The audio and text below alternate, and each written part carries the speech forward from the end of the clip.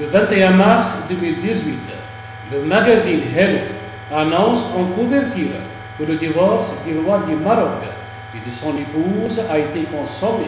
Ce n'est qu'en avril 2019 que la Salma est réapparue en public.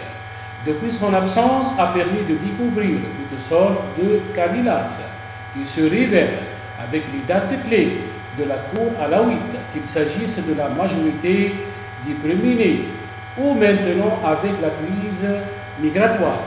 La disparition publique de la princesse a donné lieu à toutes sortes de spéculations dans les médias étrangers d'un possible exil aux États-Unis, un possible emprisonnement sans possibilité de voir ses enfants. La Salma a ensuite refait surface en avril 2019 à travers des photographies sur lesquelles elle semble dîner avec sa fille et quelques amis sur la place Joma Efna à Marrakech. La raison a pu s'entretenir avec une personne proche de la monarchie du pays voisin et cela permet de clarifier la situation de l'ancienne épouse de Mohamed VI. Cette personne explique qu'à partir du moment où il y a un divorce, la Salma cesse d'avoir une représentation officielle et son travail public est terminé. C'est pourquoi il est normal qu'elle cesse d'apparaître dans les événements publics, puisqu'elle a cessé d'avoir cette tâche. Dans la société marocaine, il est essentiel que toute personne qui a un statut exerce une activité sociale quelconque à caractère caritatif. Au-delà d'être une dictée du protocole, c'est un mandat de l'islam. Elle a cessé d'être une personne publique. Son travail consiste maintenant à élever ses enfants.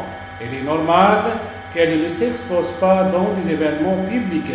Il n'y a plus de mystère, dit-elle. Malgré cela, la Salma a fait quelques apparitions, souvent motivées par la pression exercée par les médias.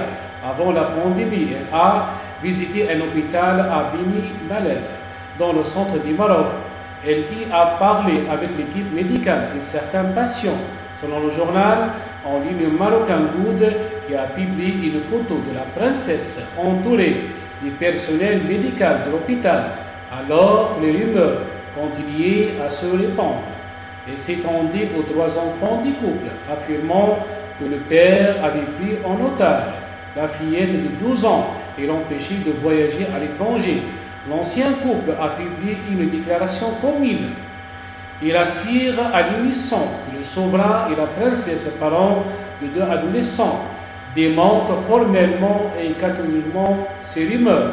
Après la déclaration en septembre 2019, il a été félicité par la presse d'accéder à des images, même inédites. Jusqu'alors, elle n'avait jamais été photographiée à l'étranger avec ses enfants. La princesse, ainsi que le prince héritier du Maroc, Moulay Hassan, alors âgé de 16 ans, et la princesse Al Khadija, de 2 ans, plus jeune que son frère, sont apparus à New York, faisant du shopping. Un mois plus tard, la princesse fait un retour, surprise à l'agenda officiel, en inaugurant une exposition à Rabat, l'exposition Trésor de l'Islam en Afrique, de Tombouctou à Zanzibar. Et pourtant, les rumeurs se multiplient maintenant avec l'arrivée à l'âge adulte de Moulay Hassan. Certains médias espagnols ont publié que si l'on s'inquiétait au Maroc de l'affinité de l'unité avec sa mère, la vérité est que les 3 enfants du couple royal passent plus de temps avec leur mère qu'avec leur père. Il a des obligations d'État et des engagements fréquents, tandis qu'elle se consacre aux soins des enfants et n'a pratiquement aucune projection publique. L'héritier est un jeune homme très proche de sa mère, mais pas un jeune homme coincé au sein péjoratif du terme, souligne-t-il.